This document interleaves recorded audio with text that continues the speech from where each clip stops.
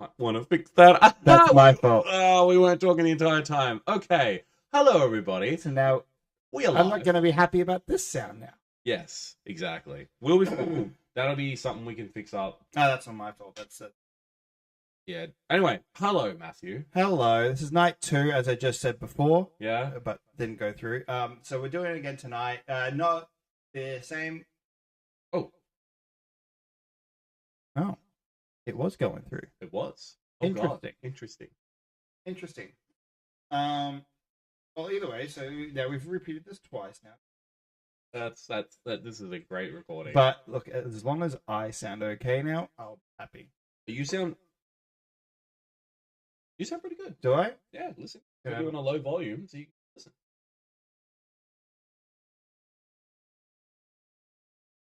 I mean, it sounds a little bit better. It sounds a lot better than what it was, because like if you guys had actually heard the past audio, he was very echoey. I was very echoey You were last night. I very wasn't really echoey. happy about that. No, neither was I. But anyway, dude, an unexpected night 2. An unexpected night too. We Yeah. were gonna we said we're gonna do this once a week, but Originally he came over so we could test out the sounding and all that stuff. But you suggested. I suggested, fuck it, let's do another show Mhm. because there has been some stuff that dropped. They today. dropped a lot today, especially this morning when I woke up. So if the camera also does die, I do have another battery on charge. So bear with us though. Bear with us. Like I said, we did not expect to There do filming. are plans to buy a dummy battery for the camera, so this But- won't happen again. Exactly. But we'll see. All right. So what's the first thing on the topic? Let's get it. Let's lay into it because we need to. All right, so let's start off with then. We were talking last night about Project Hail Mary. Yeah. God, what did I got here? Yeah. Straight up. I've got it here. So, The Rocky's voice actor and puppeteer for Project Hail Mary is now officially eligible for an Best Oscar. Supporting Actor. Yeah, Um, which is so- insane. Puppeteer Yeah. for an Oscar. And James Ortiz, a stage performer and master puppeteer, has been central to one of the year's most talked about screen creations. Rocky the spider-like alien at the heart of Amazon's MGM Studio space traveling blockbuster. Project Hail Mary. Have which you actually? is fantastic, as I said last night. Have, But I'm not sure if you couldn't hear it because of my stupid fucking audio. but go see Project Hail Mary. It's an amazing film. It is a really good one. 2 thumbs down, Mm. 100%. Have you actually seen what the puppeteer looks like in the cover photo of him? Look at the hair on him. It looks like something out of Star Wars. Not disrespectful, it's just such an interesting hairstyle. If you've seen that IGN article for it, it's on Instagram. It's quite an interesting one. But yeah, for an Oscar. He was the puppeteer in the vocal performance opposite Ryan Mhm. Gosling. The character has become one of the film's most celebrated elements, and the studio is already mapping out how to position the work in the full awards race. Ortiz will be submitted for supporting actor. Okay. Awards enthusiasts should expect the film to compete across major categories, including Best Picture and Directing for Phil Lord and Chris Miller, alongside a robust artisans campaign. But Yeah. Ortiz's performance raises a more complicated question: can a non-traditional acting role compete with human performances? Oh, So Variety has learned exclusively that Ortiz's work is eligible for the Academy Award consideration in acting categories based on current rules. In addition, his work is eligible for the Actor Awards, where puppeteers fall under SAG-AFTRA jurisdiction, which in the organization confirmed to his representatives. However, under the Golden Globes existing, his work will not be eligible in the Critics' Choice Awards. So the Critics' Choice Awards have no explicit guidelines that would exclude him, suggesting he will be eligible for consideration. okay. At the BAFTAs, he would also be eligible, given they are the only voting body to ever nominate an animated voice acting performance. Eddie Murphy, Shrek. That's right. For They Best did that for Supporting Actor. Donkey. Yeah, God, that was a while ago. That was a lifetime. Yeah, no, he was nominated for Best Voice Actor, and that is the thing. Like I said, you've seen Project Hail Mary more times than myself. I I need to see it. I think there may be plans again this week. I'll see. You think they will do a sequel to Project Hell? There will be no sequel. Well, or maybe just a continuation. There's a good chance, actually. There is a good chance. Andy Weir, the creator of the book. The directors for Chris Lord. Phil Lord, that's right. Yeah. But the author of the actual book, he is now thinking about writing a sequel with how big this has gone. But Phil Lord and Chris Miller just recently got announced as well that they've got the go ahead to do the next adaptation of Andy Weir's book Artemis. Okay. So that's something to look forward to. Is that the same universe or is it a different universe? They're all different universes, but there is a little subtle joke in this movie which kind of connects it a little bit to The Martian.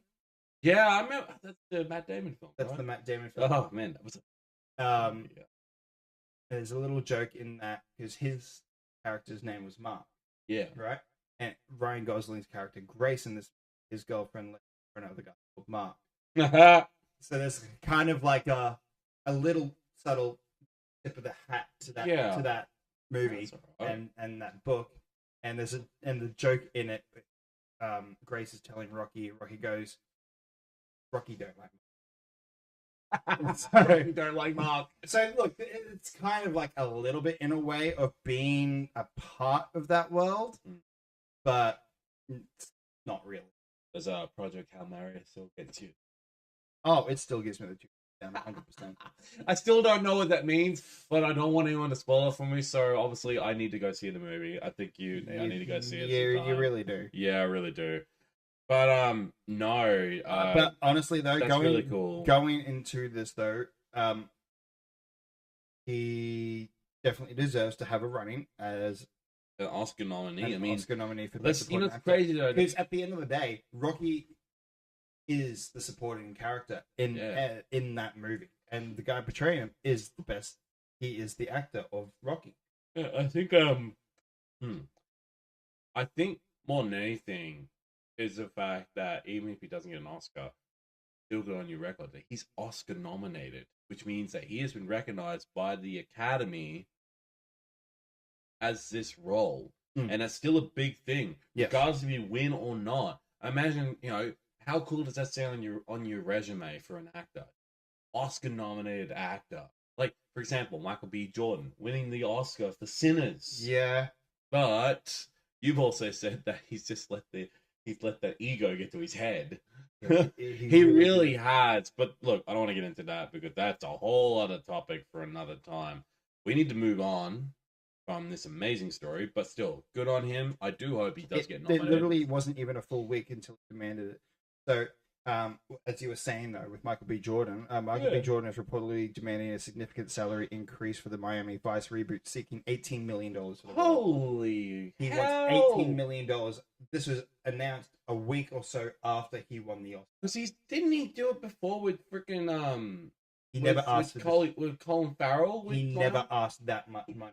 No, he didn't deserve it. But now he won an Oscar. He thinks he was able to be worth $18 million. I'm sorry. Look, I'm sorry, Michael. You do not just demand $18 million because I don't know about you. Unless you are like a 3-time Oscar-winning actor, sure, I get it, or even more than that. You don't just go after one single award and expect to be given $18 million for a reboot of a film you already did. You've already done Miami Vice. You did it years ago with Colin Farrell. That too. Yeah, Jamie Foxx was in there. Look it up. He's done it before. He did Miami Vice. But yeah, look, James definitely deserves the go at going for it, and at this point in time, there you go. He's the Colin Farrell, Jamie Foxx. Oh, Michael B. Jordan. That's right. Oh my God. Where am I? I'm off. Oh wow. Wow. Yeah. What? Because he's black? You're gonna compare the two? That's not cool. I'm an idiot. I am such an idiot. Bear with me. I've had 3 ciders this evening. I am terribly sorry. Far out. Where is my brain? We're gonna get cancelled I'd like to tonight go too. get my brain and just take it out and just go deposit it somewhere for a while. We're going to get cancelled tonight. Shit. My apologies, everybody. I actors mixed up. Jesus Christ, what's wrong with me?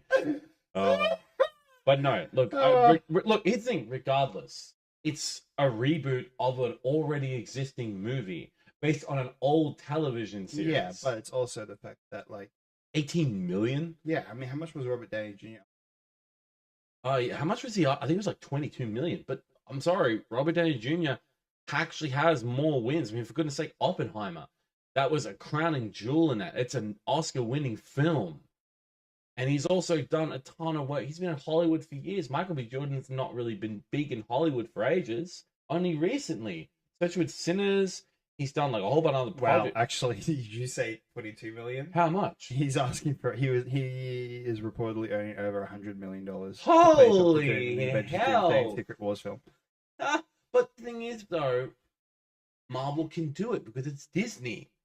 Not even that, but Robert Downey Jr. has been around a lot longer than. Also, Jordan think has. about with Robert Downey Jr. and you think about his comeback after, before Iron Man. Iron Man was his comeback. Before that, though, have you actually read into his spiral out of stardom? Yeah. It was insane. You've seen it in for goodness sake, there's a really great video of when he this is before he did Iron Man, when he was very young. Have you seen it? It's where he goes inside Wall Street. Yeah. And he sees just how deplorable it is in there. He's like, you'd have to pay me. I wouldn't even accept the payment for $10 million. That is hell in. Yeah, exactly. Look on his. I mean, even I felt it when I was watching that video. But as I said, you put if I'm casting for a major blockbuster movie, and I had a choice between Robert Downey Jr. and Michael B. Jordan, I'm choosing Robbie.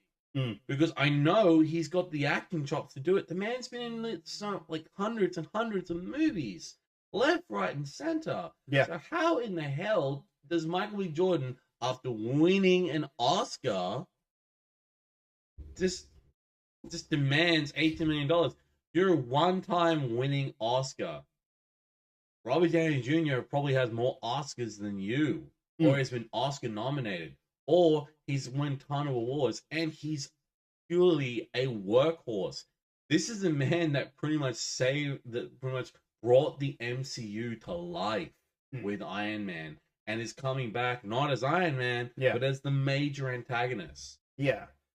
So look, it sucks. That's all that. That was way off topic. James deserves to have the go.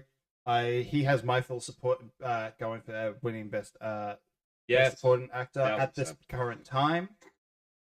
Obviously, when more Oscar-worthy movies come out this year, we'll be Yep, that's it. But for now, he's got me. And I think he deserves it at this point. All right, what we got next? All right, so up next, this has been a movie that's been gone through a lot. What's this one? This is Coyote versus Acme. Oh, jeez. I saw the trailer for it. Even in the trailer. I mean, they got John Cena in it, too. Did you know that? They got John Cena, who's actually the antagonist. Yeah. He's working for what? He's working for Acme. Isn't he working for Acme? I think he's like the CEO of Acme. No, I think he's like one of the lawyers, maybe, for Acme. I can't remember, but But my God. This whole thing, though. This has gone through absolute hell. You mind if I explain it? Because I'm dying to. I mean, yeah, go ahead. Right. So, Warner Brothers, spoiler alert, I am not the biggest fan of Warner Brothers. I think you are. I am, but I'm not. Particularly with some of the decisions they made around this time, particularly with Batgirl and also this movie. Now, obviously, if you know about Batgirl, we were supposed to have a live-action Batgirl movie. Michael Keaton was going to be Batman in it. You're going to have Brendan Fraser playing Firefly. What's the name of can you bring out the actress name who was going to play Batgirl in that movie? She's, I can't remember her name. I'm trying to get her name. What's her name? Tasha. No, you want the movie that we got, a live-action movie. 2020 was? Leslie Grace. Leslie Grace. And man, she looked great in this She did. But they had two suits in the movie. They had obviously the Batgirl, the Burnside Batgirl suit, and then an upgraded Batgirl, which looks really cool. There's some really great behind the scenes stuff. But unfortunately, Warner Brothers decided to cancel it. They took the finished film because the film is finished and locked away in their vault. And they also did it with Coyote versus Acme. This is a film that has gone through absolute hell and back. Yeah, here I've got it here. So the real story sits behind the scenes. Coyote versus Acme was completed back in 2023, then abruptly shelved 4 years ago. Then abruptly shelved, but 4. Yeah, 3. That's right. Yes, 6. Did that just die? I think it just died. Yes. Look at us staring at each other. Are we in love? Hi guys. If you can still hear us, do not worry. We are still live. Matthew is changing the battery, but I will keep talking about this because it's very important. Coyote vs. Acme literally went through absolute freaking hell and back. I will be reading off the computer. Okay, so I'll do this. Real story sits behind the scenes. So Coyote vs. Acme was completed back in 2023.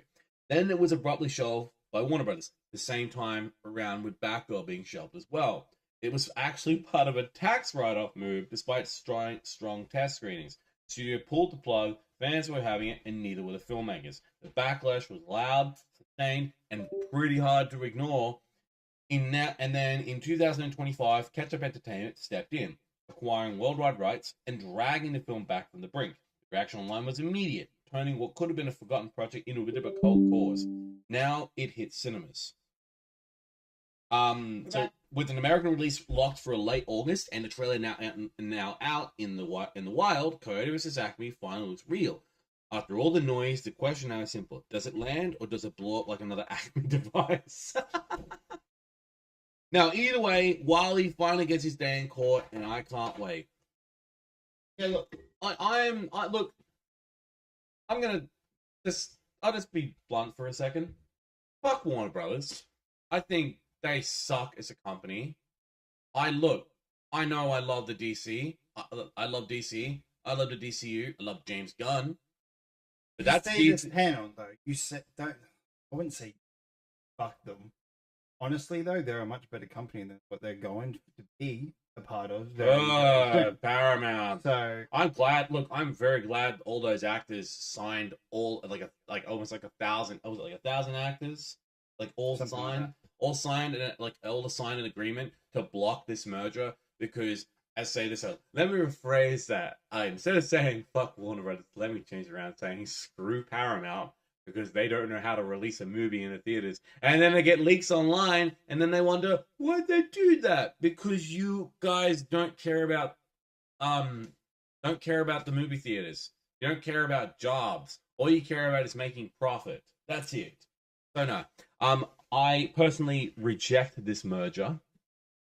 If those actors are calling for it to be rejected, there's some also in that signatures. There's a ton of actors who have been said that they don't want this to happen because it's a terrible move. I always worry about when companies merge together because what's going to happen to the production companies in it? Like for example, DC. I don't want James Gunn to go. Man is literally getting the DCU off the ground properly. We just had an amazing Superman movie last year. Yeah, we did. And we also got Man of Tomorrow set up to go. Supergirl's coming out. Supergirl's coming soon. And then we got Clayface coming as well. Which we'll talk about soon. And not only that, but like we've got Lanterns, TV series. They're gonna, Creature Commandos we had. Yeah, Creature Commandos, Brave and the Bold, the new live action DC Batman, which has still not been cast yet. Come on, James, come on.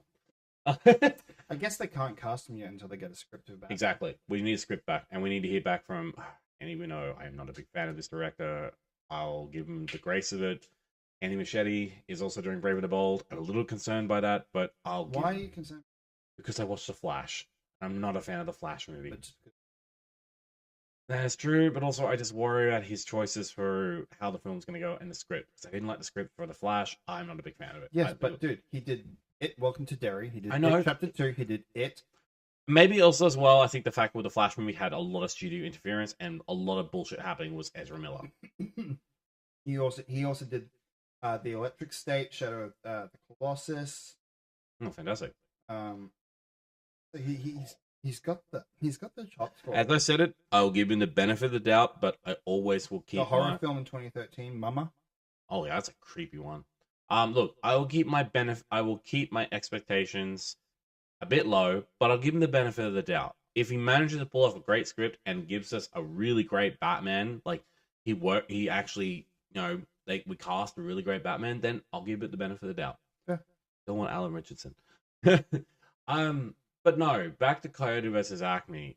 Man. Yeah, look, after after all the trouble, I'm very, very glad it's coming. And look, the trailer that came out with it, though, I fucking loved it. It looked hilarious. Really enjoyed it. It does bring in the Looney Tunes vibe to it. Like, it is a Looney Tune. Yeah. But it kind of gave me a bit more of like a Looney Tunes back in action. Yeah. Oh, yeah, I was about to say that. Yeah. Man, that Brendan A little Fraser bit of movie that. still like. But talked also about. a little bit of, and this is one of my guilty pleasure live action movies with guy characters. You're gonna talk about Rocky and Bullwinkle. Alright. Oh god, I saw it there. I saw you going for it.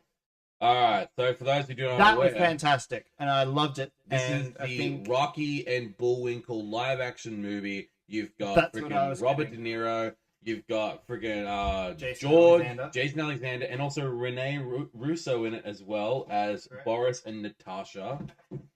Boris and Natasha.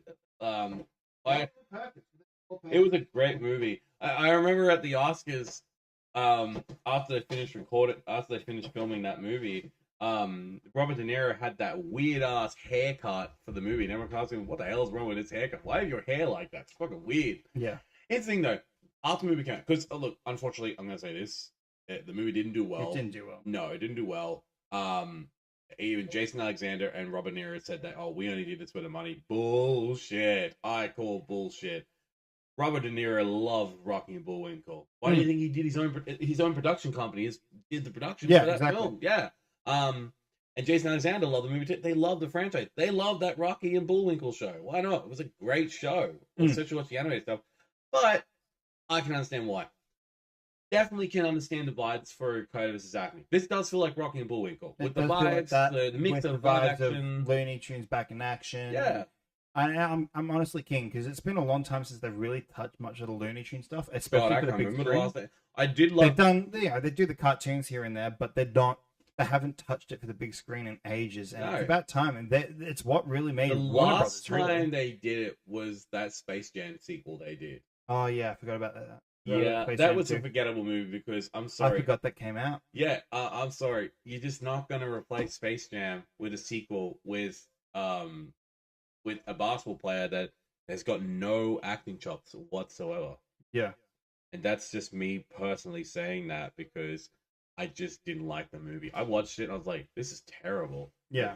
And I just couldn't take Don Cheadle as a villain. I just can't.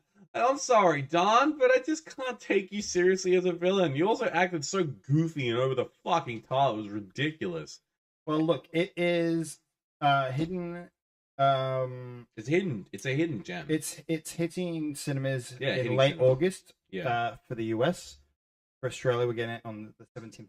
It is going to be theater release, yeah? Yes, it is. Good. Release. And it's crazy that there's no Warner Brothers logo on this entire movie. No, there was at the beginning, wasn't there? No, there wasn't. No, I don't think there was. Pretty because- sure there was, but there Is was there? a little joke about it, though. Yeah, well, this is actually, by all reference, this is not a Warner Brothers actual release production. This is Ketchup Productions release because they bought the rights to the movie. Now, Ketchup also did No, not. there's a Warner Brothers logo. Is there? Right there. Oh, no, WAG, sorry. Wag. Yeah, I knew But- that. It's still a Warner Brothers company. Still a Warner Brothers company. And then it says a wholly owned subsidiary. Mhm. Does it say? A wholly owned subsidiary of the Acme Corporation. Yep. So the Warner Brothers logo is a joke one. It's not the official one. Now, what I'm saying is that the company that got the rights to this movie, they don't own the rights to all of Looney Tunes. So I was really surprised in the trailer. Just a little spoiler It's not alert. really a spoiler. Bugs Bunny at the end. Hmm. Man. And Porky Pig. Do you reckon they're gonna show him? Well, that's the whole tease at the end. I Yeah. reckon he'll come in the same day. And Daffy Duck was in it too. Daffy Duck. Because I reckon Because they bought the rights to the film, so they own all the characters that are in that movie, so they can release it. Because what can Warner Brothers do? They can't buy it back because they don't want to. They wrote it off as a tax They write-off. wrote it off as a tax write-off, and everyone, man, I remember the backlash. I remember not only did the fans feel pissed off, but the filmmakers did. And I'm just glad that production company went, "Oh, we're just gonna buy it." But Warner Bros. Like, "What? Hang on, that's not right. We'll self-release. We'll self-release it." And guess what? You guys can't do shit. It looks great. It does I'm look really great. happy with how it looks. I looks. can't wait to finally see it 3 years later. But another one that you want to talk about, that you watched some gameplay for, you want to talk about a certain Bond, don't you? Yeah, so that's up next. So overnight / during the day here today in Australia, we got gameplay footage of 007 First Light, which is the new James Bond game coming through all consoles. All consoles. Now, this is being done by the developers of the Hitman franchise, particularly the latest ones. Yep, IO Interactive, who I was very excited that they picked up the Bond franchise, because I can't think of any other developer doing a Bond game, considering that 47 is such a world smash for them. And they're not even the original developers of got the rights to it. But now First Light is coming out on PS5, Xbox Series X and S, and PC on May 27th. Did it say Switch 2? However, the Switch 2 version is set to launch later this summer. Get any more time to fix it, considering it's such a big game. Probably trying to like bring down the download size for it more than anything. And the frame rate. No, look, dude, I'm joking. Switch 2 is doing good. Dude, Switch 2 can now fucking run Cyberpunk well. I And know. what I've heard, it is the definitive version of playing Cyberpunk is on the Switch 2. Really? Yep. Oh, it's going to get back. They built the whole thing from the ground up for the Switch 2. I'll give it to CD Projekt Red. Good on them. That's actually really cool. Whole thing now, what amazes me more about with the gameplay I've seen for it, first and foremost, this is a prequel story. It's how Bond earned his numbers to become a 00 agent. It's literally just, it's also, this is really cool as well. So this Bond story takes place when Bond is fresh out of the Navy. He's joined MI6, but he's very low ranking tier. He's kind of more, he's not even an agent. He's not even a 00 yet. He's got to work up the ranks and basically prove himself to join that program. Basically become 007 that we all freaking know. Now, I don't know if many people have watched the 007 franchise, so hey, if you're very curious, I'd like to know what your favorite Bond is. If you want to leave it in a comment there. Great for you. For me, it's Bronson. I grew up on Pierce Bronson, particularly GoldenEye. Y'all have not seen GoldenEye. Oh, yeah, you got gold. You got GoldenEye. Look, I don't care what anybody says. Look, here's the thing. Bronson. What's up, Licky boy? What up, Luke? I don't even see the comments on this. It's glitching out. But good to see you, Luke. I can't really see the comments on there, but I appreciate you swinging by. Straight up, if you know your favorite Bond, I'd love to know what you think, Luke. Leave it in the comments there, man. And really awesome. Good to see you, man. The really interesting thing about with Bronson there is the fact that it was so different compared to Craig's.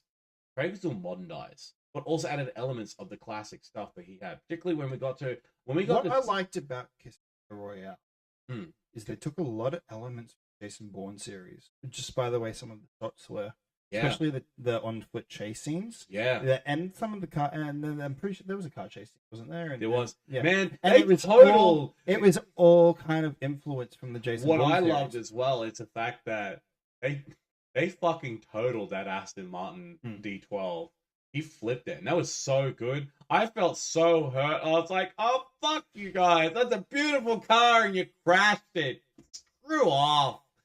But what they did though, and I was like, I want that. Yeah. In No Time to Die. What was? Didn't he take like an agent's car or something like that? I have not seen No Time to Die yet. Have you not seen it? No. Yet? Have you still not seen it? I have a copy.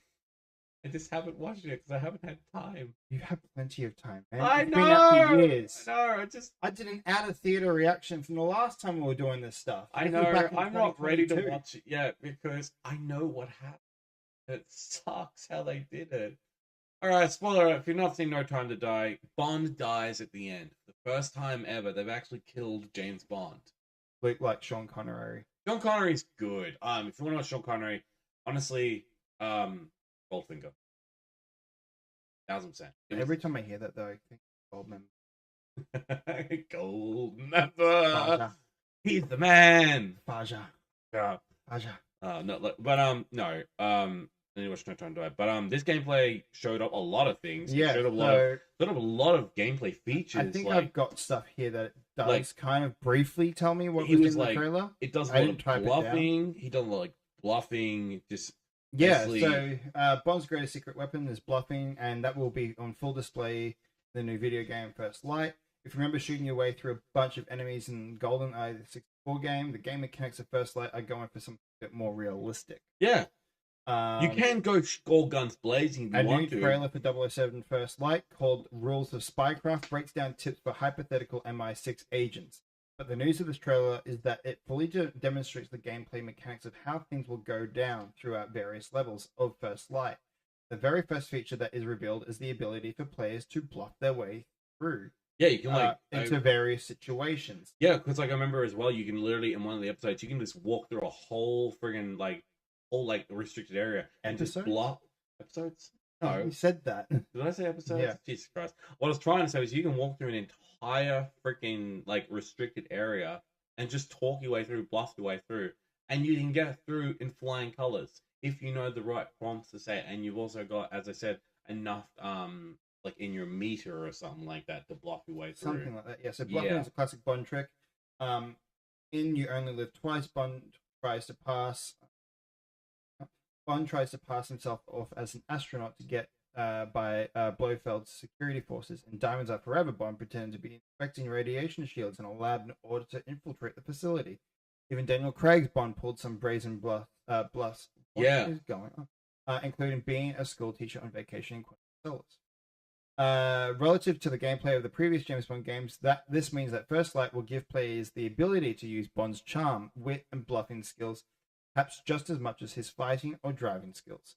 No word yet if there's also a level which the player will see how good they are at Texas Hold'em, but at this point it seems anything is on. Literally. So let us know, guys, in the comments. Will you be getting 007? I do hope that when you do play cards, you poison and don't get the freaking CPR machine in your car. Yeah. It's actually Luke says he remembers playing GoldenEye before. God, you've got a copy of it too, which is you kept it said before. So Matt actually has a copy of GoldenEye 007. Let's put it on the camera right there. It might be a bit reversed on the camera, but it might be different on your end. But no, GoldenEye 007. There is 2 versions of that. There's a golden version of it as well. Yeah, it's more expensive too. My favorite Bond game. Even a remaster and the ability online multiplayer though through the Switch Online. Yeah, that was pretty cool. My favorite Bond game is actually I've got 2 of them. One is I love the content. Fuck you all. I know it's shit, but I liked there's Agent Under Fire. Oh, I remember that. Agent Under Fire. Was on the original Xbox. No, Agent Under Fire. Nightfire. Wasn't that on? Yeah, that was on the original PS2. Xbox too. PS2. But also and also on Xbox. And another one is everything. 007. Everything or Nothing. Pierce Bronson did the voice. Was mocap, and he also did voice as well.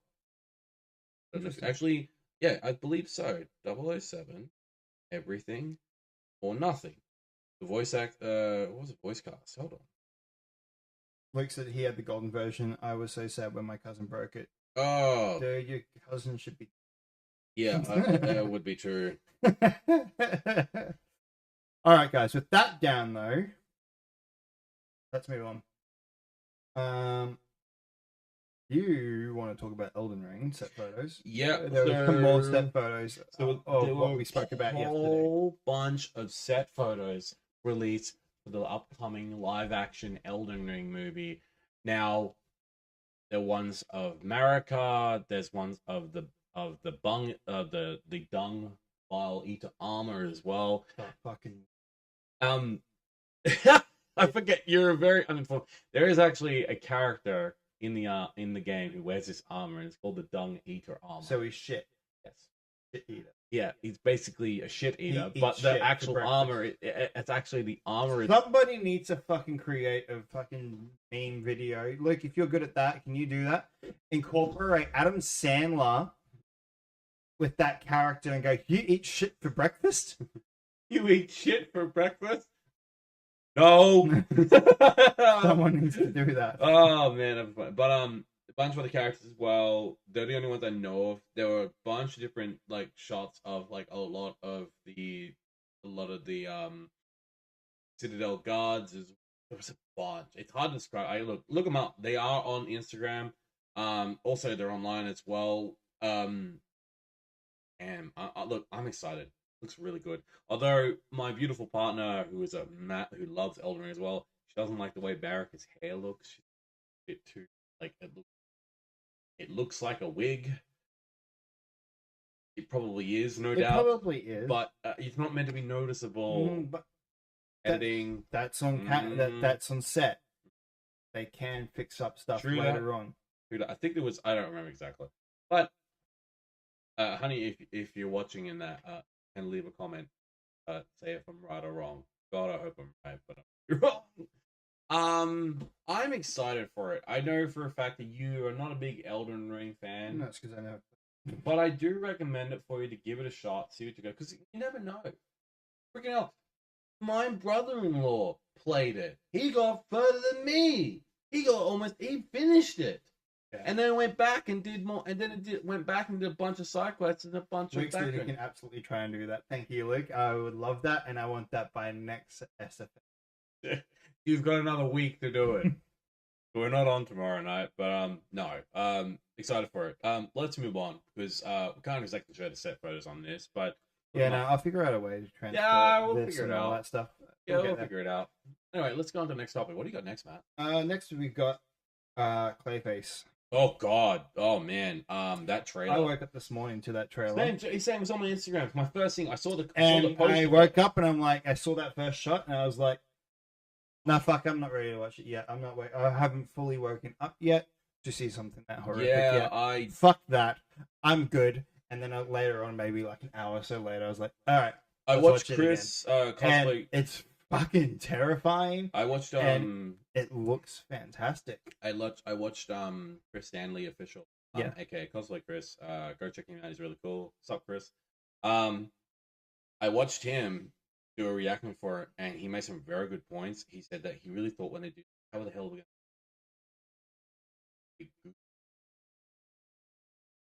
wasn't gonna be fucking creepy.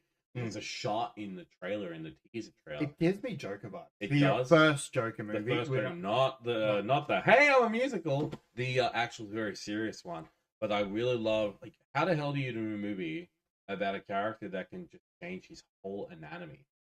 Simple. You make it a body horror. And I'm sorry, I'm just gonna be a bit more, in a good way. Body horrors, man, they make me ick, bro. Oh, dude. There's a couple I can't watch comfortably. Even though I've seen them both, but I don't want to do another rewatch. There is one that makes it really uncomfortable. It's the remake of The Blob. There's certain scenes in that movie that really make me fucking just creep me the hell out. The original Thing as well, the dog scene, it makes me so uncomfortable. I can't sit there and watch it with a straight face. I'm like, oh my God, that is fun. The noises too. The noises. The fucking noises, man. They're horrible. I hate them. But no, I am just a big fan of it. I reckon it looks great. I'm very curious. That like I said, it's a really great shot in the trailer where you see the main character and he's got a face and he just does this to his face and it right at the end, just wipes it off. I'm like, now, seeing some stuff though that we did see in the behind the scenes that photos that came out. It's not in the Batman Matt Reeves universe. It's not in the that. DCU. It's not even that though. But there are some shots that they were using shadows as ways to do it, but physical. Like they were literally doing physical shots of the shadows of like Clayface. Wow. They think they had like paper, like they did something like with paper to create the shadow. They're pushing the light onto the set and then moving it along to make it look like that. Do you reckon that we'll see him like full on like become Clayface, like like what we see in like the animated series, or maybe in like the other stuff where he's in that big giant, like that massive form where he's just all clay. He's just he just doesn't look more. Do you reckon they could do something like that? I'm hoping so, because isn't this a part of The DCU, the DCU? Gotham Monsters Chapter 1. Yeah, This is part of that. And if they do that, it's in Gotham. but then that brings the question: is With where's Batman? They did mention as well, at least I think they mentioned. I did hear a rumor that like Batman's like kind of away, like he's off world, which well, makes maybe sense. not off world, but like he's away. He's maybe. I mean, what? Hey, what if they're kind of doing the thing again with this Batman, like they did in Batman Begins, being trained by the League of Shadows. Yeah, what if this takes place before he becomes Batman? I wouldn't say that, because it could be during that Batman time. and Superman, as far as we're aware, they're trying to be around the same age. So yes, so he's still being trained, so he's not back in Gotham yet. And this is when Clayface comes into play, and you know he starts to realize he becomes more like Clayface. He stops lessly transforming into a human, starts to stay in that more of a monstrous form, and that's when Batman starts to come. Possibly, which makes sense. Which I really want that casting for Batman to be Alan Richards. I keep saying it. I know what you're thinking. Why is it always him? Because the man he looks great. like he looks Batman. Great. I was going to make a joke about what's been going on with him recently. Yeah. Oh God. yeah. He won that case. Oh yeah. Like, slam dunk. The guy who tried to bloody sue him ended up being embarrassed because the footage came out and it showed him. Oh, dude! Not only did we fuck. Didn't he do it? We got a poster for it too. Oh, I saw it. It's so creepy. Look at that, dude. Oh, the fucking mouth. Ah, the mouth coming down. That's like straight up looks like the mouth part just reminds you of the animated series stuff. October 23rd, so prime time, Halloween. Oh God! And also, do you remember in the animated series how Basil become the Clayface in that? Literally, those gangsters grabbed him and they poured all of that special clay down his throat. That's I was like, "Fuck, this is awful for a kid show." That's right. And like, and I'm scratching my head, going, "How the fuck does Batman stop this guy? He's literally clay. Yeah. He can't be stopped. You could splash him with water in that, or you know, like they tried electricity on him." Here's my question: how come they never put him into a kiln? Just make him a giant pot. You're done. You're done. Oh wait, no, we gotta glaze you now. You're gonna go for another fire. Well, let's paint you. Paint you like one of my French girls. No, just paint him as he looked when he was moving around. He's got his face in that display. It's like, God, that's actually fucking hilarious. Like Batman just like carries around a flamethrower all the time. It's a good point though, because fire does affect him. Well, yeah, it does actually. At least I think it does. I don't know. I know water affects him. It breaks any freaking any form he has. But he gets blasted by a jet stream of water. However, though, I remember as well in one of the in the Batman stuff, like the not the movie, like the old television series. I remember when Clayface tried to take on Superman. Hilarious because he tried to like drown him in clay. He started using his super breath, and all he saw was Clayface do this like a balloon and just. Speaking of Superman, yes. Was there a bit more of an update with him, with Man of Tomorrow? No, that's Clayface done. That's Clayface. Look, go see those posters. Go watch the teaser trailer. I will say this: if you're not into body horror, maybe give it a bit of a miss because it's fucking creepy. Unless, I mean, I'm down. I'm down. I'm not a horror person, but I'm keen. What do you mean not a horror person? The Thing is one of your favorite movies. I wouldn't say it's a You're horror. more of a body horror type. No, I'm not even that. You're more of a horror connoisseur. It's more of a thriller. That's a thriller. Thrill. It is. That's not really a horror. Especially the blood test scene. Jesus Christ. And also, it's now 80s horror. Oh, yeah. It's not today's standards of horror. Oh, the actor that plays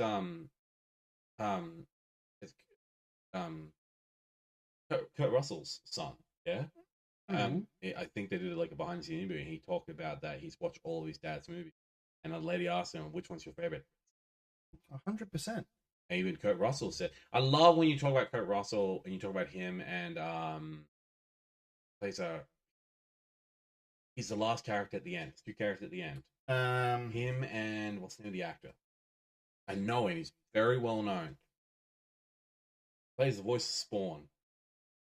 Keith David. Keith David. It's him and Keith David at the end. It was McCready and Charles. McCready and Charles. McCready and Charles at the end. Do you have speculations? Who do you think is the thing in that scene? Do you reckon Charles or do you reckon? What do you think? We talked about this. I think it's McCready. But then again, though, you look at Childs. You watch. I think it's Childs. You think it is Childs? Yeah.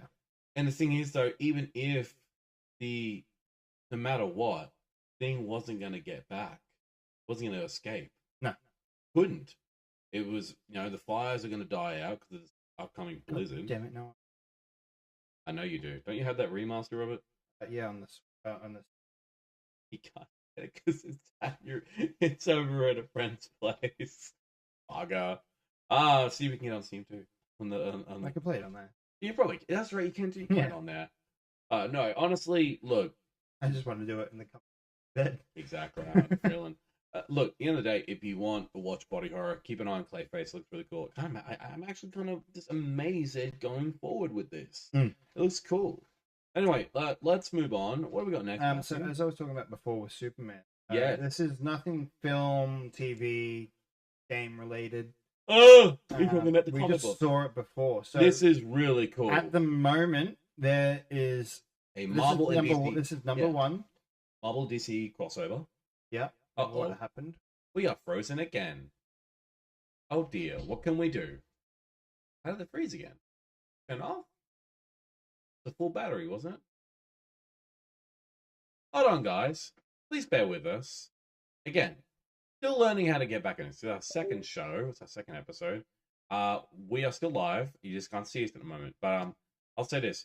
So Marvel at the moment are doing a crossover with DC. And it was it's the first issue. This is a really great freaking issue, and I recommend it. It is Superman and Spider-Man actually. So Superman, Spider-Man. Give me 1 second. I'll bring it up. Guess. Yes, take a guess of who Spider-Man has to deal with all the time, and now Superman has to deal with him in a not so good way. Even though the shot looks fucking awesome. So in a historic first, it's been decades in the making. This is coming from Screen Rant. Superman just became the new host of Marvel's symbiote. Yep. So Superman merges with the Venom symbiote, and I'll say this: the shot of him in that suit, it is terrifying to think that one of the most powerfulest metahumans in the DC universe merges with probably one of the most dangerous symbiotes in the Marvel universe. The Venom symbiote. And I will say, without a shadow of doubt, it is goddamn terrible. I'm looking at the shot right now. It's sick. It's sick. It's fucking awesome. And I'll say, it's, as I said, it's the... However, it doesn't. No, it doesn't, because it's Superman, for God's sake. He has willpower more than anything. This is all spoilers for Marvel Spider-Man crossover issue number 1. So if you haven't read it yet, our apologies, but I felt like this is something really cool about. Actually, this shot here, of Cyclops. Yeah, from Doomsday. From Doomsday. Yeah. I totally agree. Actually, I totally freaking agree. So I'll give you pretty much the premise of this. Spider-Man and Superman are trapped underground as Luthor and Osborn bombard them, attacking Superman with a kryptonite-packed goblin bomb. Once the Man of Steel is weakened, the Venom symbiote attacks, strengthened by the dark science of Superman and Spider-Man's nemesis. Superman bursts from the ground as an ichor-covered symbiote, logo merging with Venom's own Spidey design. Superman's cloak is transformed into symbiote goo, and his hands become claws. However, he retains a far more human form than most symbiote hosts. Because Superman is so badly weakened, Venom is the one in charge, using his strength and speed to try and kill Spider-Man, who barely stays alive thanks to his spider sense and enhanced agility. Thankfully, Superman's willpower allows him to fight back, first using his heat vision to weaken Venom, then using a sonic clap to dispel the symbiote. The heroes partner up against their villains, saving the day. It's an awesome victory and one fantasy. But yeah, some of the artwork that we've seen for this though looks absolutely gorgeous. And honestly, this is making me want to go to the comic book shop this week and just get the copy. Find a copy. It was really cool. Mm. I mean, while I think Venom chose Superman because, it's got pros and cons. The cons kind of outweigh more of the pros. Pros, I mean, literally, it's an alien like symbiote merging with probably one of the most strongest beings in the current universe. Mm. But also, con, it's the strongest being in the freaking universe, both in Marvel and in DC. And you literally just think it's just gonna take it lying down? Hell no. This is Superman, for God's sake. He's also got powers that would absolutely obliterate symbiotes. He can cause loud vibrations with just a sonic clap. Heat vision, which Carnage would be able to knock anywhere near him. Not even out yet. Some pre-sale. It's on pre-sale. So you'd have to pre-order it. Yeah, it's $16 for one issue. Alright, that's not too bad. For a single issue. Yeah. I remember they used to be $6. $10 more for a comic book that's like this thick? Oh, what a shame. But I used to pay that for a fucking graphic novel. Mm-hmm. I believe you. That's Now, correct. what amazes me more about the fact that if Superman ever took on, for example, what did Superman? Oh, King of the Symbiotes, the God Symbiote. I reckon Superman throw him around like he was. Oh yeah, because Superman. Oh, Imagine if it was All-Star Superman after he spent. speaking of All-Star, you see that they've added All-Star Batman to Lego Batman?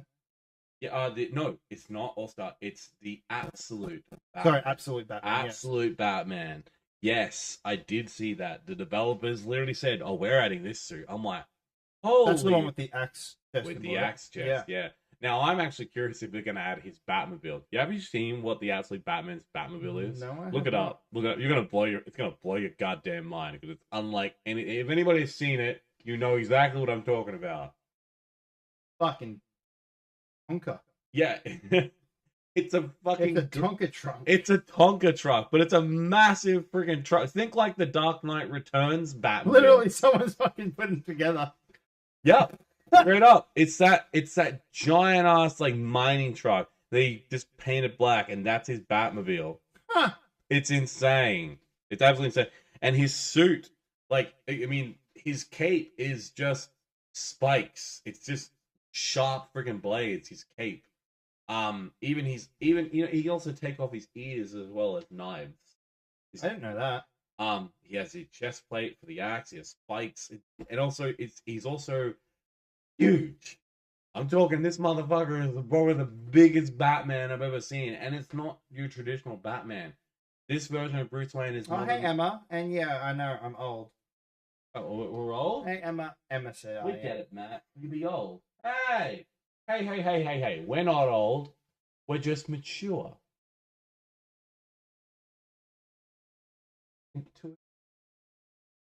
Don't give me that look. You know I'm right, bitch. We're talking about Batman and Superman. You all should know, but I'm full of shit. Emma does ask the good question though, is where does he park it?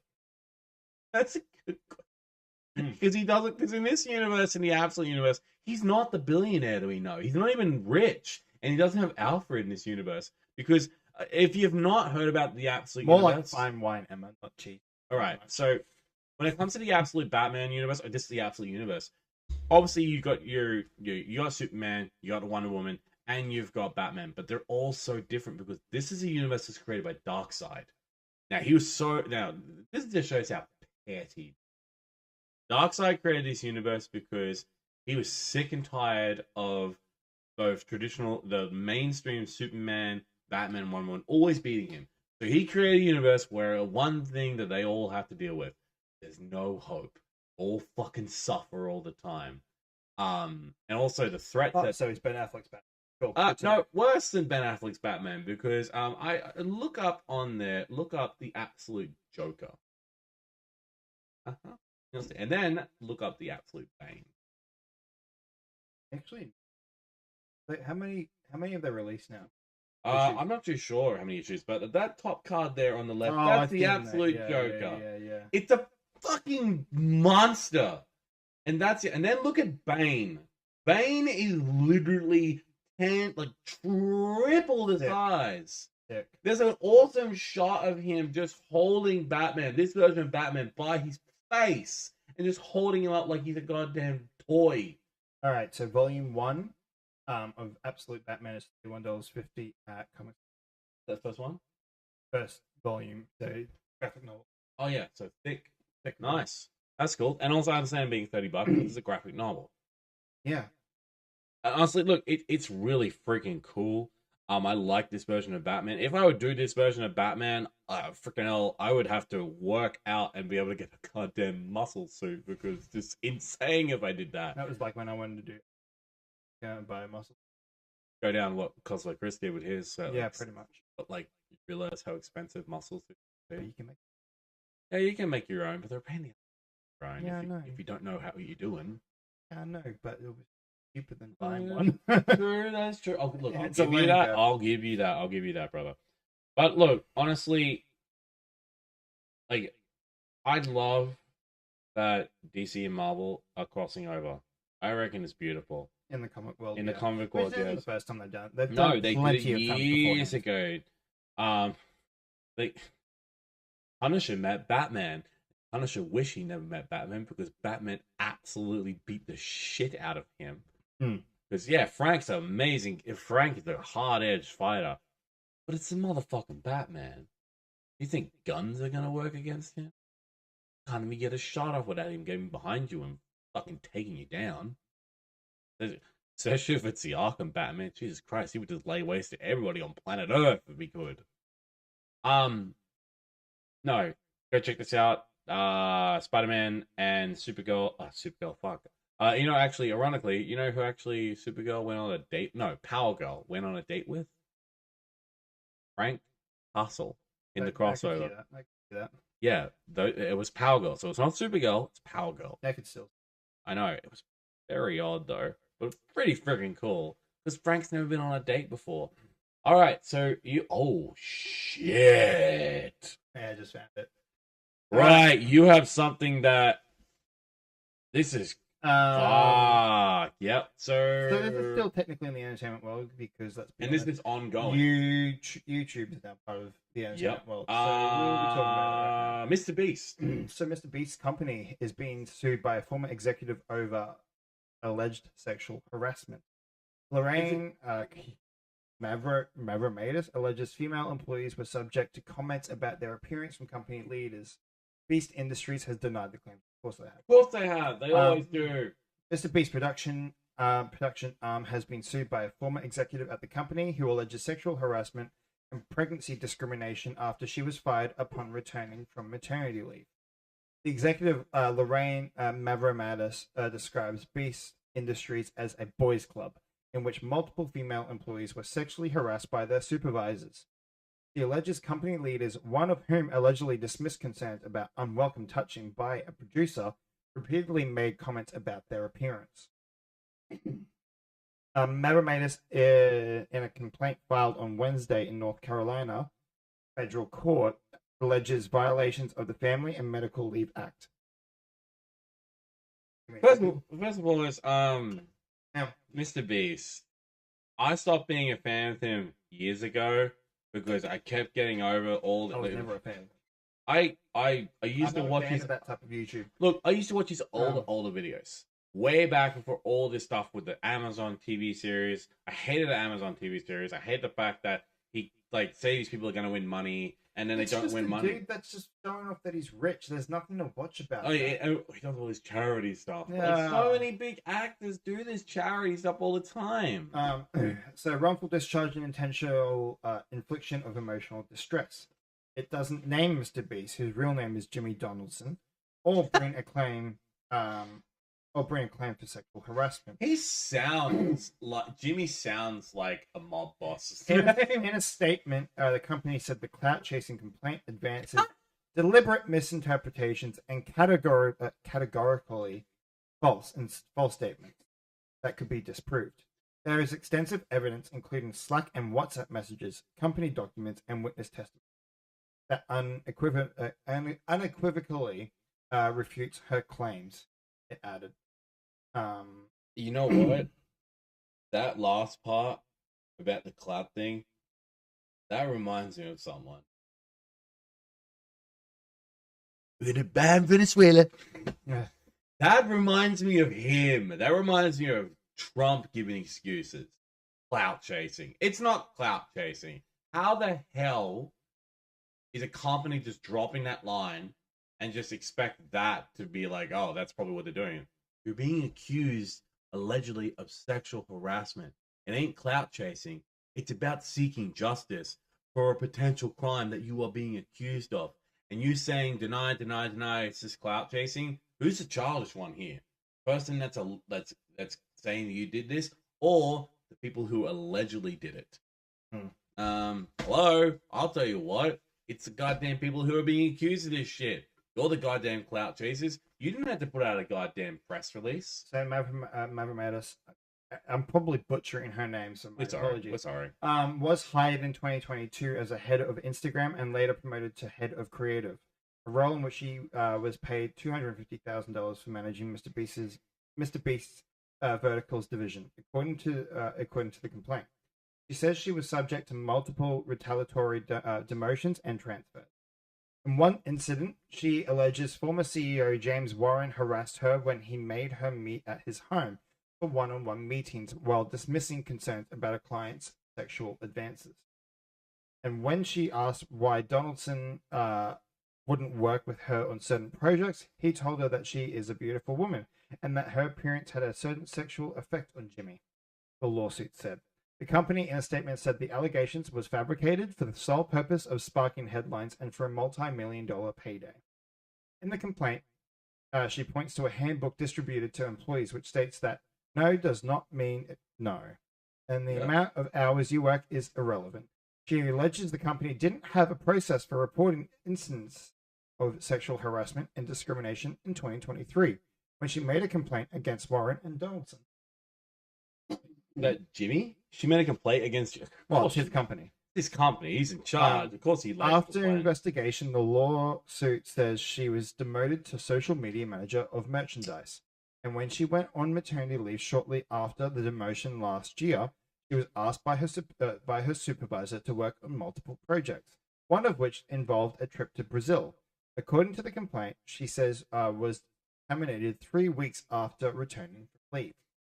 Asked about the lawsuit at the Time 100 Summit in New York, Donaldson stressed that he's brought in more experienced people as his business grew into a major media outfit with 750 employees. He stressed he wasn't the best to set up the culture. So he wasn't the best to set up culture at that scale. So the new C-suite and stuff have been amazing to have. Hang on. A source familiar with the situation said the company in March 2025 distributed a formal company handbook that detailed family and medical leave acts, among other things, as Beast Industries instituted formal processes. And just something on Clayface just quickly. I'm just leading a video from on Instagram from Clayface was something. So this is what comes from James Gunn, who said himself. Clayface was not something that we intended. We didn't come into this job like with Women of Tomorrow or Lanterns, both things we talked about in the initial writer's room. We knew these things were coming. Clayface was not on our checklist, but might come in, the director, with a pitch for Clayface. Like, whoa, this is so cool. That is so cool. And then he wrote the screenplay, and I'm like, if we'd gotten this script as a horror movie, not being a part of the DCU at all, it's like this amazing body horror film that would jump at a chance of making rated R. Yeah, it's rated R. Clayface was not something. So that's confirmed it. Clayface is rated R. Got to say that before. So it's an R-rated movie. So if you're really expecting body horror like The Thing, or there's another great creepy movie with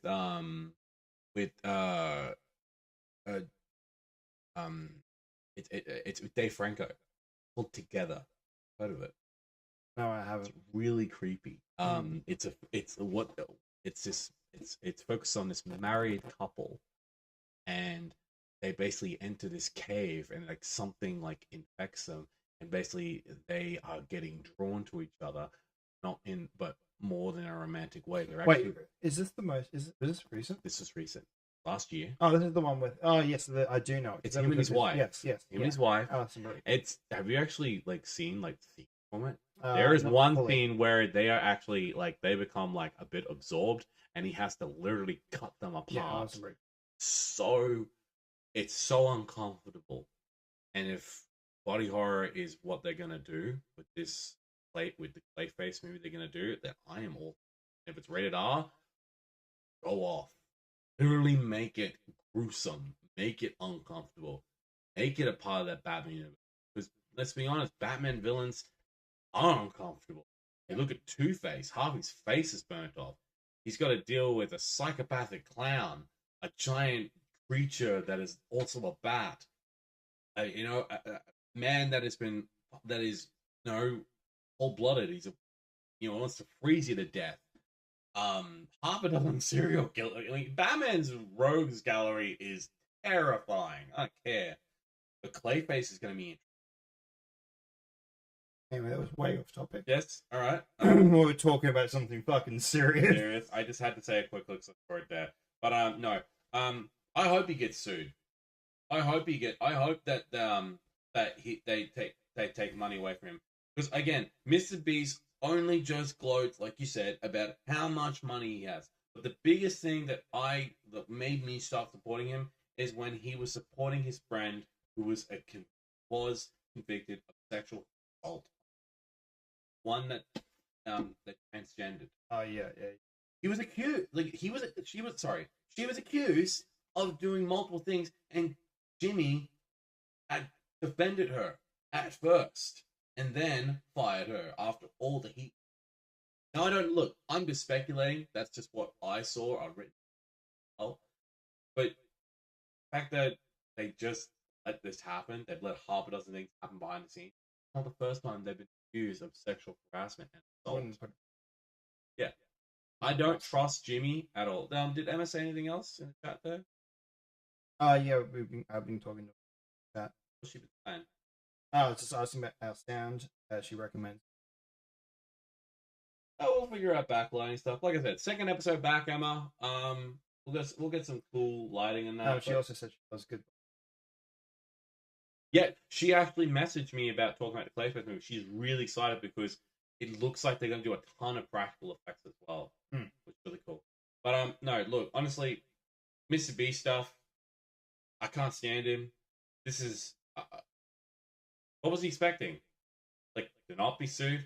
When you have alleged sexual harassment and assault accusations fired at yourself and at your company, what, you just think it's just going to blow over? Hell no. No, definitely not. No. Definitely not. Especially him, and he's already billions of dollars with, he got TV shows coming up, merch, behind the TV shows too, wasn't there? Oh God, yes. There was a I think he's on his last few left. What, Mr. Beast? Yeah. Oh yeah, I believe Mr. Beast, Mr. Yeast. Mr. Yeast, the Mr. Beast game show.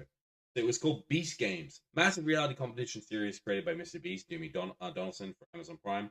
1,000 contestants competing for a $5 million grand prize, the largest in television history. The show was premiered in 2024 and spans multiple seasons and involves high-stakes physical and mental challenges. Yada yada. There was a ton. So the production actually faced multiple allegations: participant safety, food, medical care, and unpaid compensation. How the hell can you deal with food? What? Did people die on the set? Did people get freaking food poisoning? Let me read out the controversies. Reception. Series become Prime Video's most watched unscripted series, and its second largest series debuted behind Fallout. Fallout managed to beat this series. Production, development, filming, legal issues. Here we go. Contestants complained that they were denied food, water, medication, and beds during the production of the show. Additionally, dozens reported that various injuries took place during the first filming sessions, as well as mistreatment, sexual harassment, and not being paid for overtime. On September 16, 2024, a class action lawsuit was filed in the Los Angeles Superior Court. According to the December 2024 Rolling Stone report on the working conditions of games, published earlier that month, a portion of a tower exterior fell on a crew member on September 9th, 2024. 2 days out. Later that month, the Ontario Ministry of Labour confirmed that it had opened an investigation into the onset industrial incident on September 11, 2024. It stated that 2 of the employees, Blink 49 Studios and Manhattan Beach Studios, were each issued a requirement. The Toronto Police Service also released a statement saying they had been called to a set for an incident, not investigating as a criminal. Oh shit, they were criminal, but they probably covered it up. That's exactly what they did. Who was the cast? Obviously, you had Jimmy, you had Chandler, you had Nolan, Carl, Tariq, and Mac. I believe literally none of the. I believe the one that was original team pieces original. So Jimmy Donaldson, Chris Tyson, now Ava Chris Tyson, and Chandler Hallow. Other early prominent members include Jake the Viking and Garrett Ronalds. Now he left. Now obviously she left. Ava, childhood friend from the 2015 clickbait era, departed in. Chandler's still there. Jake left in 2020 to pursue independent competition. Garrett Ronalds also left the crew. Is actually more behind the scenes, assisting Mr. Brother McBro. Joined in 2019, 2020.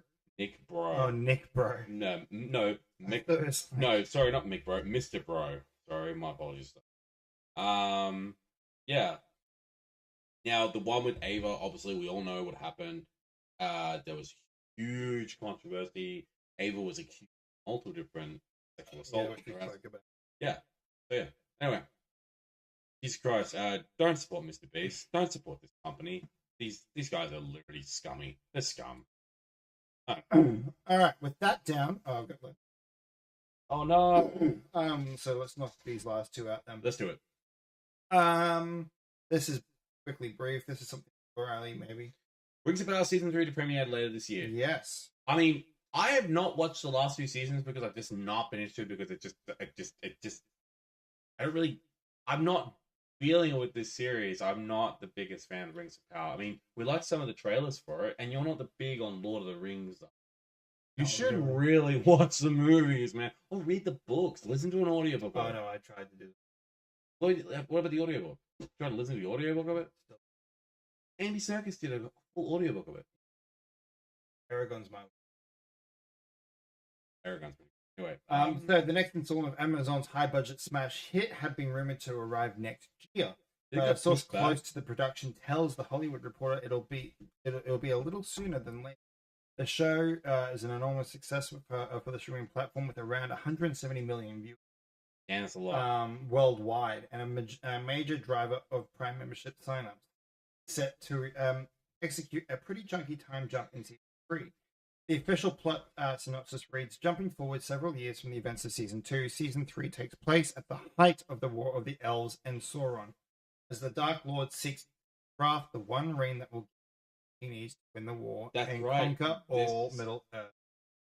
That's right. Well, so this takes place before he's crafted the One Ring, or he's crafted the great rings for the elves.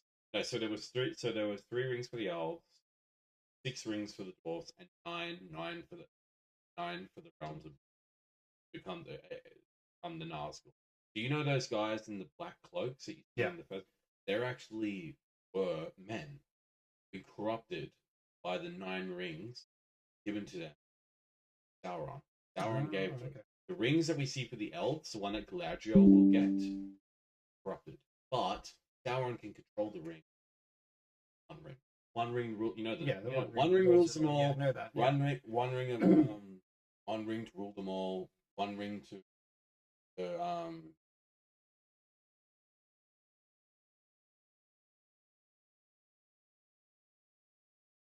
remember the quote? So long. Oh my god! I take away my nerd license. I can't remember the freaking quote. No. Anyway, yeah. So that is expected to come out later this year, apparently. Hey, look, if you're into it, that's right. One ring to bring them all. One ring to find them. One ring to rule them all. One ring to find them. One ring to bring them all in the darkness. Okay. Right, there we go. Next up. So yeah, if you're into it, I hope that you guys enjoy it. I will not be watching it. But you should. You should watch the movies too. Watch the extended editions alone. Come on, it's only 3 hours of your life. I'm going to watch something 3 hours. I'd rather watch King Kong, Project Hail Mary's extended cut that they should really. Or Avengers Endgame again in cinemas. All that. All right, we go next. We'll go next. All right, so for the final one for the night, the Batman Part 2 has cast Charles Dance. Yes! I did see this. To play Harvey Dent's father. Tywin Lannister himself has finally accepted a role in a comic book-led production. We got any more questions from people there? No. So, Charles Dance, if you do not know, this man has been in Hollywood for a long, long time. I mean, he's done movies with Lee Harper Dozen Actors. He did a movie with Arnold Schwarzenegger. You know that one? Last Action Hero. Oh, yeah. Yeah, he's the lead villain in that. That's right, he is. Not a lot of people know that because he looks so different in that movie, but it is him. Sorry, I should say he hasn't been cast. This is just... so Charles Dance is in talks to play Harvey Dent's father in the I hope he sequel gets it. to 2022's The Batman. He's played such a... DC Studio has no comment. Robert Pattinson is back to lead the film as the Dark Knight with Sebastian Stan. Sebastian Stan is Harvey Dent. And Scarlett Johansson as Dent's wife. Which they still don't know yet. We still don't know yet. We still don't know if he is Dent's wife or not. Is he Dent's? He. No. It's the other way around. And it froze again. Oh, we are terribly sorry, guys. We've had a few technical issues, but do not worry. We will be getting that fixed permanently once once Matt gets a couple more little features of the camera and that, we don't have to worry about this again. But we do apologize for this. And we are back again. Hello. Now, what do you think about that? What do you think about Charles Dance being... but it does say, yeah, Matt Reeves is basically returning to direct the movie, which is aiming to begin production next month, and co-wrote the script with Matt. Was this recent, or is it... was April 18th. So it was only last Saturday. Last Saturday. So next month in May is when we finally get that production done. Yeah. Goddamn. Look, honestly, I'm for it. Look, I have loved this universe that Matt Reeves has created, and the more amazing actors that join it, the freaking better. Charles Dance is a phenomenal actor. I know that Game of Thrones gets a lot of credit, like bad credit, because of that last season. But if you watch bad credit from me, I know we shat all over it. I don't like the show. No. But I will say this though: when you watch Charles Dance be Tywin Lannister, and now in the books, according to my partner told me on about Game of Thrones books, he is all easy, especially his son played by Peter Dinklage, Tyrion Lannister. Now, in the show, he's just as vicious. Yeah. And how he dies, spoiler alert, if you haven't seen Game of Thrones, Tyrion kills him on the toilet by shooting him 3 times with a crossbow. Yeah. And it's fucking brutal. But Charles Dance did such a great job before his death in the franchise, just being a goddamn menace. He for example, with one of the major characters that dies in it, they all think it's Tyrion Lannister, the English character. Tywin orchestrates his death. He literally sentenced him to die, and it's fucking horrible. He didn't give a shit. Yeah. Well, look, I'm keen to get. I mean, very keen. And Part 2. I am eager to see more from this movie. I want the trailer. Like after After the Batman, we walked out of that movie. I fell in love with that world. It changed for me when we walked out of that movie. And then seeing it again in the Penguin, which was a fantastic series. When that signal come on at the end, I was so happy. I was like, "Holy shit! Yeah, here we are. Here we go. Here we go, buddy. Here we go." So, I can't wait for the next chapter of the Batman. I still really want to know who the main villain is. Same here. I want to know. I have a feeling it ain't going to be Harvey Dent. No, I feel. I mean, could be, but again, I don't think so. Look, if they're going to do a main villain, either you do Mr. Freeze, the Heart of Ice kind of animated series arc, Origin of Mr. Freeze, but in live action, or Hush, or well, they did hint at Hush. Yeah, Hush, but you could that universe. It could, but they could start. But I feel like the Court of Owls is a trilogy.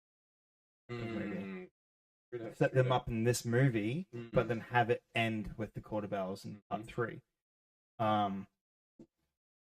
But they have hinted. They did hint at Hush in the first movie. Remember that? They did. For that, so it could very well be Hush, or maybe the Joker did break out at the end. I mean, look, if they're gonna do the Joker in that, they're different. Let it be that we don't actually see him. We have seen him. No, we don't. We've only seen glimpses of him, but I more say when we see the next movie, or we will, keep him away from the limelight. Does something, and Batman's like, but I was late. Get here in time, and he's already got away. Then there's no point. And look, I'm curious to see how they're going to play it, because it might not be Joker. It might not be Joker, but there would be no point in having a villain that's working behind the scenes. I mean, he could do Hush, or hell, you could do Scarecrow, for God's sake. Scarecrow would fit very well. Scarecrow could fit very well in that. Yeah, give us a Scarecrow. But I kind of want a villain that hasn't been done on screen for a while. That's why That's why I loved the Riddler, because he last time he was done, like, fucking corny, with Jim Carrey. I was gonna say, I just imagine him. I imagine walking down your corridor and it's just some random guy dressed as him, just dancing up the corridor, going, "Hey, I dropped some riddles for you. Get the fuck out of here! I don't want that." Like, look, if for the time, like, that's why I'm like, I loved that they got the Riddler to be back. I know, I did, and that was perfect. So did I. So I would rather have a villain that we haven't seen at all in a while. Fuck, man, we could do Calendar Man. Oh, that would be absolutely freaking brilliant if you did Calendar Man. Well, it would kind of coincide to what they were doing with the first movie anyway, which was kind of based off A Long Halloween and Dark Victory. I mean, man, Dark Victory was. If anything, though, actually, it was more based on The Long Halloween.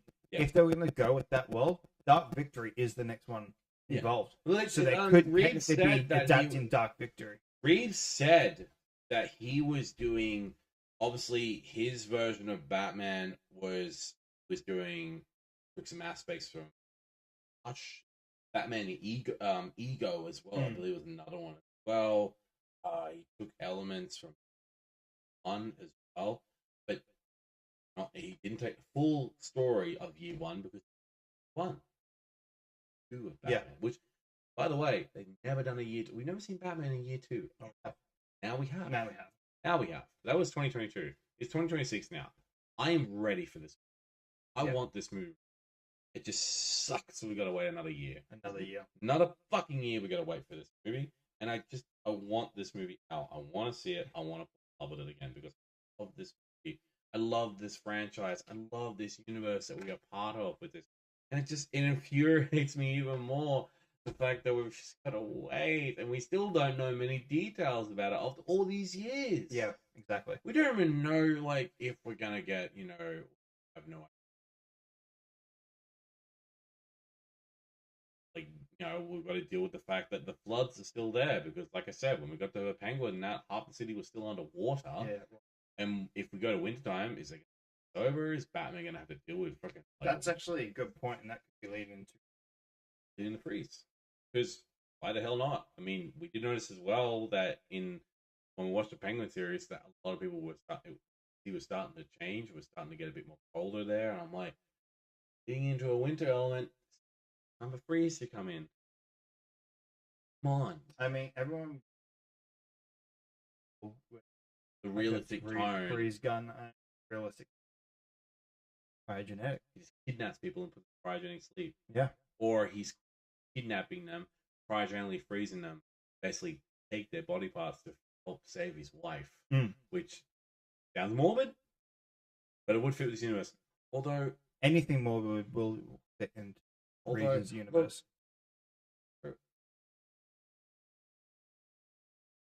I'm sorry. Yeah.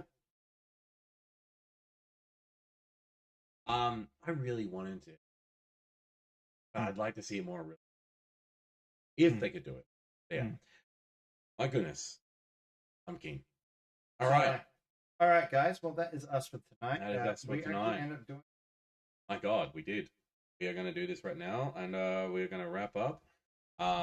We love you all so much. Come check out our socials. So we are on TikTok, Twitch. Well, no, at the moment. Not really Twitch. We're on YouTube live. We're on YouTube right at now. Pixelated Popcorn Podcast, as well as Facebook at Pixelated Popcorn Podcast. Follow us all there on all of our socials, and you can keep up to date with everything that we're going to do, even though we did not update any of you about tonight's show, because this is very, very last minute. Last minute. This will not be the norm. We will be following a one show a week format, or 2 weeks, depending how we feel. And it'll be a week. We'll find some cool topics. Like I said, the entertainment industry is always changing, especially now. It's booming up to be, Yeah, I mean, every time it's always ramping up. The only time it kind of settles down is around end of the year, Christmas time. So. Yeah. God damn. Keen for the Batman. I'm keen for March Clayface, Marvel stuff, DC stuff. I mean, even regular, television shows. Yeah, which by the way, I'm pretty sure Stranger Things 80. Yeah, Tales of 86. 86. Tales of 86 dropped today, I think. So I'm going to drop this guy off and maybe start watching that. Sounds good. But at the moment, keep posted in what we let you guys know about with what we're going to do. I'm thinking Wednesday night. Yeah, I think Wednesday night. Yeah, 7:30 suits me because I don't have work the next day. It's middle of the week, and it's a good time for us to get some awesome material sorted out for us. Yeah, midweek. So. Yeah, let's do it. Perfect. All right, guys. Well, see you guys on Wednesday, 7:30, and stay tuned. And follow our socials.